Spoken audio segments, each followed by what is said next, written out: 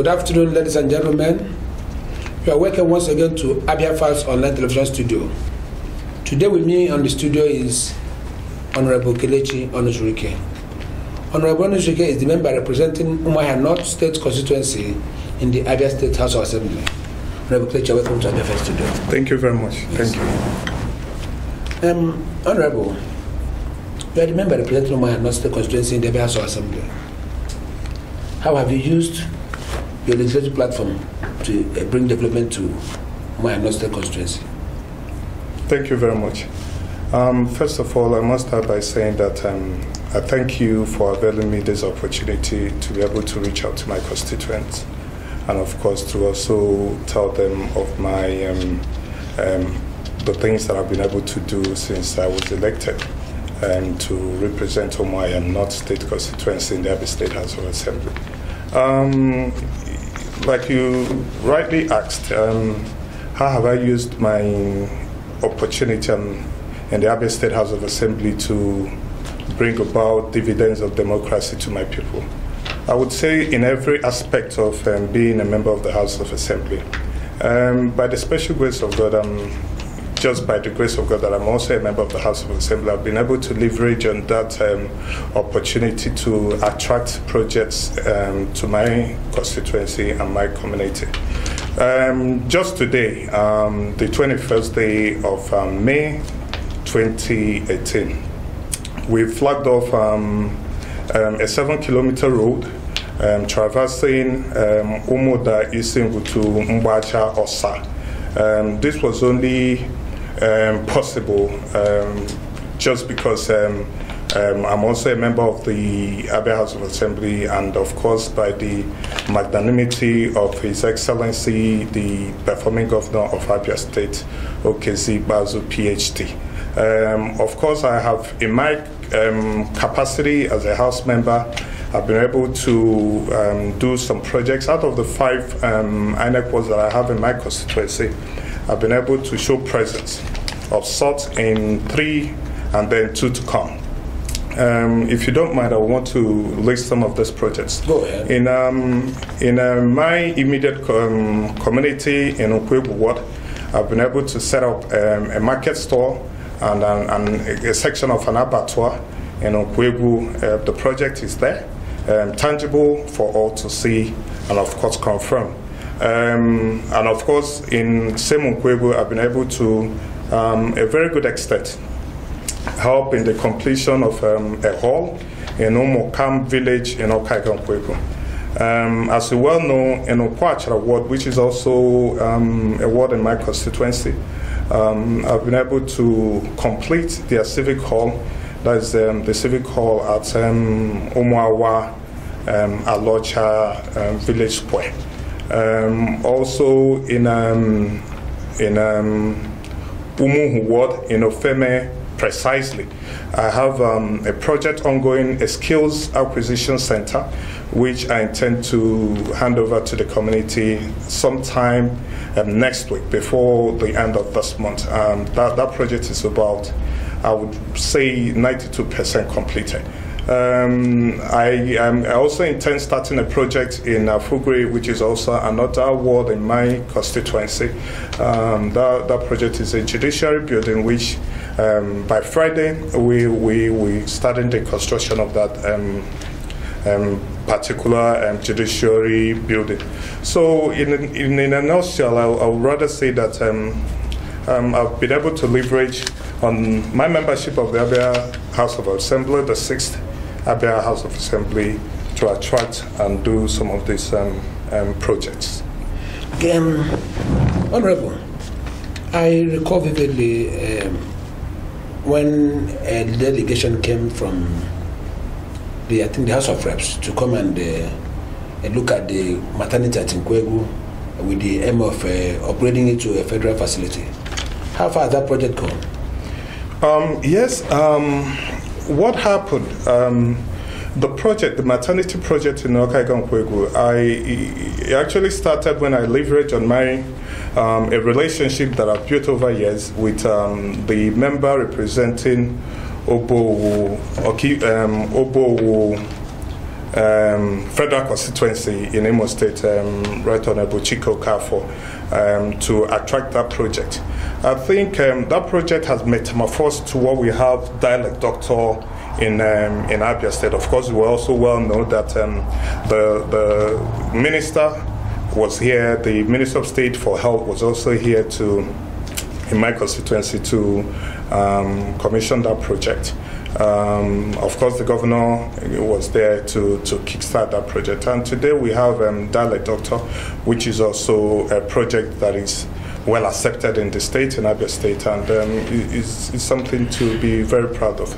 That project is on, and I think by the time our people get very conscious and of the need for us to have that working in our system, the better known people would get to know of it. Okay, Honorable, within your immediate constituency, there is this challenge of accessing potable water. And you are the House Committee Chairman on Environment. Mm-hmm. Have you brought this to the attention of the state? Yes, I have. Just on Sunday, when the governor visited my community and my constituency, that issue was again raised, first by the Honorable Commissioner for Environment, who also happens to be from Ohuhu in Ohuhu, and myself. And the governor had graciously directed that some remediation be done to ameliorate the suffering of our people. Now, what we intend to do, or what the governor had directed we do, is to see where we can get drill water and then reticulate across the length and breadth of our community, and some of those hard places that is almost impossible to get water from. And that was just last week Sunday. This is about 8 days now. And hopefully, believing and trusting the governor, I believe that project will see the light of the day. Are you hopeful that such promise will be actionable in the nearest future? Very positive. What do you want to leverage on? Where do you want to leverage on to do such projects? What would the water be? Now, of course, you should also take into consideration the bureaucracy of government. The governor has directed. Yes. I was there, and there's some discussions that I probably would not be able to give you all the full details of that, but I know he has directed, and that he did through the Honorable Commissioner for Environment, and I think he would be able to adumbrate on some of those things. But I know to a very good extent that he had approved that project. It's the same way that he approved the erosion control site in Omoda and Omuago. That project is almost done. When it was approved, people didn't believe that it was going to see the light of the day. Today, we're all thanking the governor. We're all singing of his praise to say he's a performing governor. He sticks to his word, and I know in the same light, in the same token, that this project would also see the light of the day. Hopefully before the end of the year, because I know talks are ongoing, negotiations are going, and of course, where would be the most suitable place to be able to start this project, and from there reticulate to other nearby communities. It's a work in progress, and I believe God that someday we'll get to the promised land. Okay. You are doing this youth acquisition, skill acquisition center at Ofeme. How far has that project gone? Like I said, that project should be handed over to Ofeme community before end of this month. Bearing in mind today is the 21st day of May, so we're talking about a week time, and if I'm given a week time commissioning time period, that means that project is over 90% complete. Has it been equipped? Some of the equipment that we have paid for will be delivered soon. The painting should be about now ongoing. We've done the tiling, we've done the floor. Some of the equipment that we intend to put there would arrive anytime. It could be today, it could be tomorrow, but I don't want to speculate on things that the people, mostly people that are procuring some of these materials, say to me. So I don't want to jump the gun. Let's just be hopeful. I believe God that before the end of the month we should have it ready. Now, who are those who are supposed to benefit from that, from such facility? Which category of people? Mostly we have a target group, which are the indigent people, the indigent women of the community, and of course our youths. Some of our youths, most of our youths are unemployed. That be well known. And what we try to do is to make sure that we teach our youths to be self-employed, because we cannot wait on the government to do everything for us. We say very little helps, and if we want to do what we preach, then we should be able to an extent to be able to make sure that we teach our youth how to fish, rather than allow them solely and wholly rely on government to do every nickel of the dime down the drain for them. Yes. Honorable, in line with your committee membership, the House Committee Chairman on Environment, very well. Yeah, there's no point reckoning the fact that the state has had some ecological and environmental challenges of late, arising from erosion, and most recently, the ASEPA has been very, very ineffective for whatever reasons, I don't know. How do you intend to use your committee to tackle the challenges of dirty environment that we're experiencing from ASEPA lately?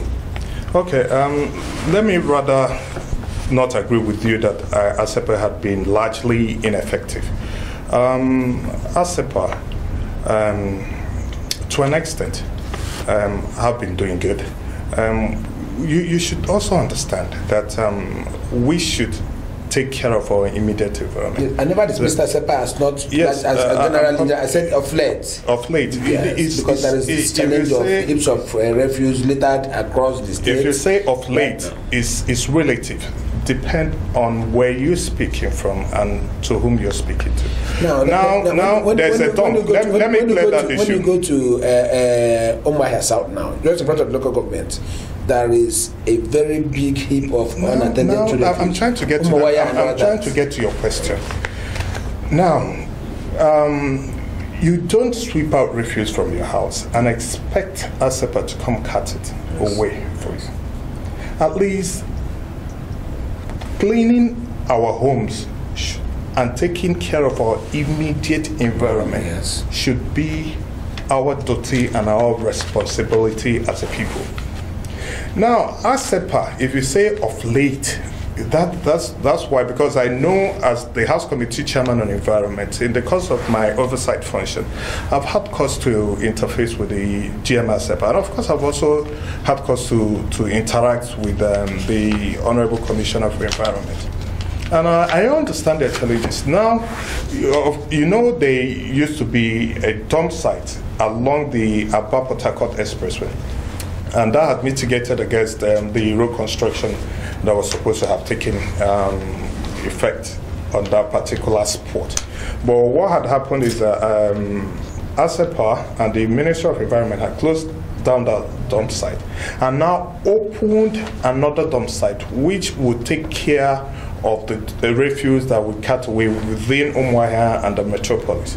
So I do not want to subscribe to that ASEPA has been ineffective. Yes, they can do a lot better. They can do a lot better, but then we should also contribute our quota to making sure that our environment is neat and kept. Yes. Honorable, you have a program you call Football Talent Hunt. Yes. Which has seen a lot of about 2, 3, 4 footballers being taken abroad, and with your scouts getting them clubs, they have been on training and all that. How successful has that program been? Yes, that comes under some of the things I've done as a House of Assembly member, which I didn't highlight to your first question, which was how I've been able to leverage on my membership of the House to attract projects. That would come under human capital development. Yes, in 2016 it was, December 2016, I brought down some scouts from Czech Republic. They came down to my constituency in Ohuhu, not local government. Watched some of our youths play and found some of them very able and capable to play professional football. Yes, a few of them have gone abroad on trial and they have since returned. Some of them have not been very successful. And we also have another batch leaving before end of next month. Right about now, we're trying to make sure that we procure all their visa support documents so that they can be able to obtain the required and necessary visa to enable them to travel. That is still ongoing, and hopefully, my prayer is that someday that we have an Ohuhu son playing for the national team, and then having come through the football academy that we are trying to build in Ohuhu. That's another empowerment program that we have in place for our people, and that is also to take our youths off the street, to make our youths put their talents to where it matters most. And hopefully we're hoping that someday in the nearest future you'll be proud to know that an Ohuhu son is playing football abroad, courtesy of this program that I've just started.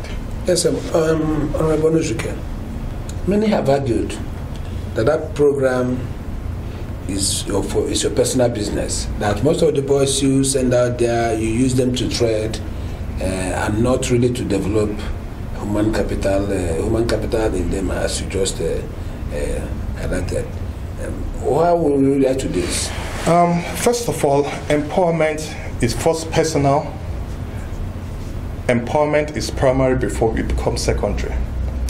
Assuming, if you understand how football works, assuming I have a player playing somewhere, even in Nigeria here, Abia Warriors for instance, if they acquire the services of a player from our home, pay him his transfer fee, that goes to him.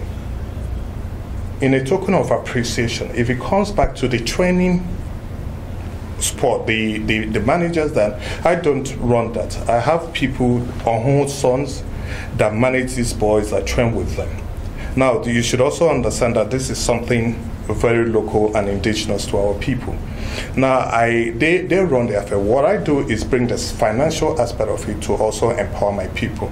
Now, it's a case of different stroke for different folks. A lot of people would say something, but for political reasons, they would rather say the opposite and not want to admit the facts, and then also give you whatever accolades that are due to you.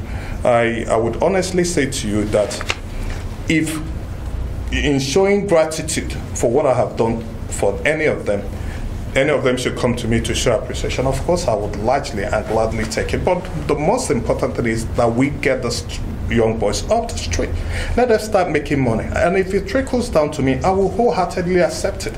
But the fact is that they are making money first, before it gets to any other person, before it gets to the coach, before it gets to the managers, before it would even get to me. The fact is that they will make money. And at the end of the day, they show me appreciation and give me money. Of course, that is not bad in any form or shape. So what I'm saying in effect is that let them make the money first, and then let's have another discussion on how to who's getting some financial benefits. Okay, another accusation that has been out there, maybe you've heard it, is that since you left ABGA to PDP, that all the people that have benefited are PDP members, not only the fact that you represent their constituency, that you always selected a few PDP members, and they have been the ones who are beneficiaries of all these your programs and all that. How would you react to that? Thank you very much, because that goes to show that people benefiting from what we're doing. Yes, I am a proud member of the People's Democratic Party. I left the other party for reasons all known to you and mostly Abians. Another question that would, of course, prompt me to give a different kind of answer. I've had a lot of people move from ABGA to PDP. A lot of the people that supported me in 2015 also crossed over to PDP with me. Now, these people have become bona fide members of the People's Democratic Party, and as such, they're also very eligible. They're also very part of it. They also should if there should be anything going to the other older members or other members, which I would not rather say other members of PDP. We're all now PDP, we're one family. And if it comes down to my table that I should empower or support or help any member of my political party, fair enough, I should be able to do that.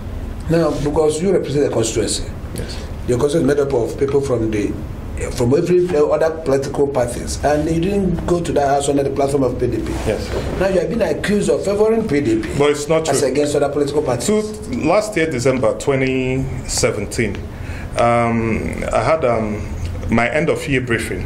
Of course, you know for a fact that I distributed items. It was not political. It was our home people coming together to benefit. I saw ABGA, I saw PDP, I saw APC members, I saw people, even our political individuals, they all came out to partake in their items that I was able to give out for Christmas, and also in the end of year briefing. So now is not time for politics. Now is not time to start picking and choosing on what person to give and what not person to give. The time for politics will soon be around the corner, and then we'll play the politics. But now it's all about me representing the people that are so giving me their vote to represent them, and I try to do that to the best of my ability. Honorable, on a final note, how will you assess your performance as a House member that has been in the House for 3 years? Give yourself an assessment. I'm very happy. I'm blessed to have you come from my constituency. I'll rather have you answer that question. Okay, finally, the House of Assembly generally, as regards their mandate of oversighting and other lawmaking and others, how successful has this this is the sixth House of Assembly. How successful have they been in discharge of their duty? The sixth House of Assembly would be assessed at the end of our tenure. Midterm report. Yes. Midterm score, fantastic. But I can't juxtapose it with what you have in the fifth house or probably what you would have in the seventh house. We're speaking literally of what we have today in the sixth House of Assembly, and my brother, sincerely speaking, we're not doing badly. Okay. Honorable, we've come to the end of this program today. Thank you very much. I thank you very much for being our guest. Thank you, We'll call upon you anytime we have something to do with you. I hope you answer us. Very well. Thank you very much. Thank you.